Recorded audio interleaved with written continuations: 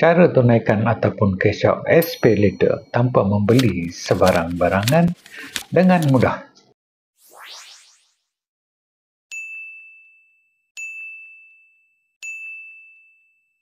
Video kali ini mengenai SPayLater, cara cash out dengan mudah. Ramai yang sedang menggunakan SPayLater, betul tak? Untuk membeli barangan secara online dan juga offline. Tapi ada juga members yang nak pakai duit cash. Jadi, dia ada tanya, bolehkah kita cash out SPayLater tanpa membeli apa-apa? Maksudnya kita cash out duit itu daripada SPayLater. Sebenarnya boleh saja. Ada dua cara untuk cash out SPayLater dengan mudah. Cara pertama adalah dengan transfer terus ke akaun bank. Tapi boleh ke transfer? Caranya begini. Caranya anda perlu guna pakai Touch 'n Go aplikasi business account kalau personal account tak boleh.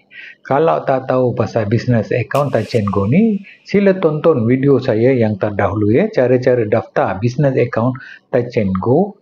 Boleh lihat dekat channel ataupun dekat sini informasi. Selepas daftar, anda boleh saja scan syarikat sendiri SPayLater, pakai SPayLater dan transfer duit itu ke Touch 'n Go, kemudian transfer terus ke akaun bank anda. Sangat-sangat mudah. Beberapa step saja. Cara yang kedua adalah terus pergi ke kedai emas, beli emas timpal berapa yang ada dalam SPayLater. Contohnya kalau ada RM4,000, belilah emas untuk RM4,000, kemudian bayar pakai SPayLater 24 bulan ke, setahun ke.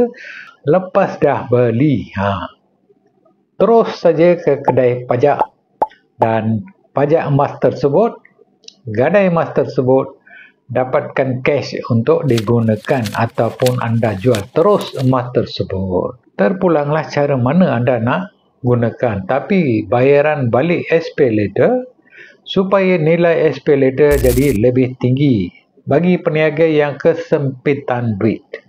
Boleh saja gunakan cara ni sebab lebih selamat daripada pinjaman alun. Jangan tersangkut. Kalau anda nak beli emas, online pun boleh saja, tapi agak berisiko. Tapi kalau nak juga beli emas, boleh beli dekat sini atau dari link kat deskripsi di bawah. Jadi caranya sangat senang dan juga mudah ya guys. Diharap informasi ini dapat membantu dan sila like, share dan juga langgan saluran Viral News Malaysia untuk dapatkan update video-video yang berinformasi dan juga bermanfaat. Sekian dan jumpa lagi di video akan datang.